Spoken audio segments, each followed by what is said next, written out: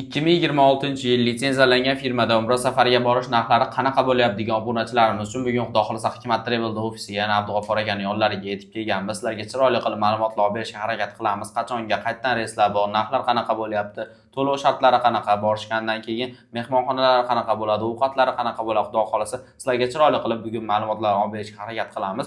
Videomizni boshidan bittadan like bosib, kanalimizga yangi bo'lsalar obuna bo'lib qo'ysalar, Xudo xohlasa birinchilardan bo'lib videolarimizni kuzatib borishlaring mumkin bo'ladi.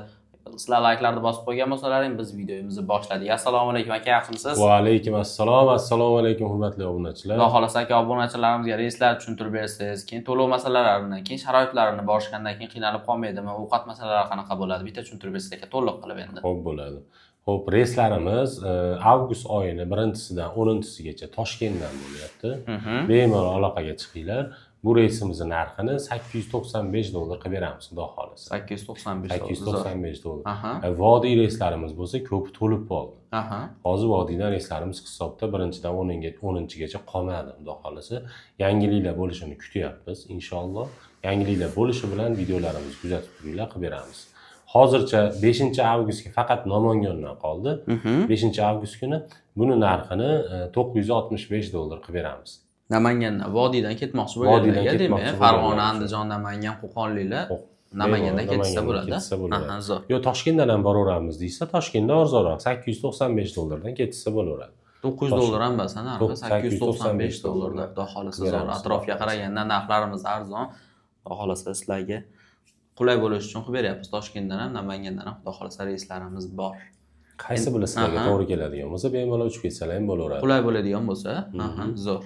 Bundan keyin, xo'p, sharoitlar qanaqa deydigan obunachilarimiz uchun sharoitlarimiz Madina Munavvarada 200-300 metr, gastitsamiz uzoqligi, Makka Mukarramada 1 kilometrdan 2 kilometrgacha. Qaysi bir gastitsamiz bo'sh bo'lsa, o'sha yerga tushishadi. Lekin avtobus qatnovlari yo'lga qo'yilgan, xudo xolasa. Bundan tashqari 50 bosh xizmati aeroportdan birga borib, birga kelishadi. Undan tashqari firma tomonidan kamzil so'mka bejik beriladi. Qaytilayotganda 5 litr zamzam suvi bonus sifatida qo'shib beriladi. Keyin Madina Munavvarada 2 mahal o'zbek milliy taomlari, Makka Mukarramada 3 mahal o'zbek milliy taomlari. Madina Munavvara ziyoratlari, Makka Mukarrama ziyoratlari ham bu turimizni o'z ichiga oladi. Qizil dengiz sayohati ham bu turimizni o'z ichiga oladi inshaalloh. Xo'p, undan tashqari to'lovlaring qanaqa bo'ladi deydiganlar uchun, xohlasalaring to'lovlarimiz ofisga kelib, to'lovlarimizni amalga oshiringlar, rasmiy kassalarimizga kelib, xohlasalaring onlayn joylarni bron qilinglar.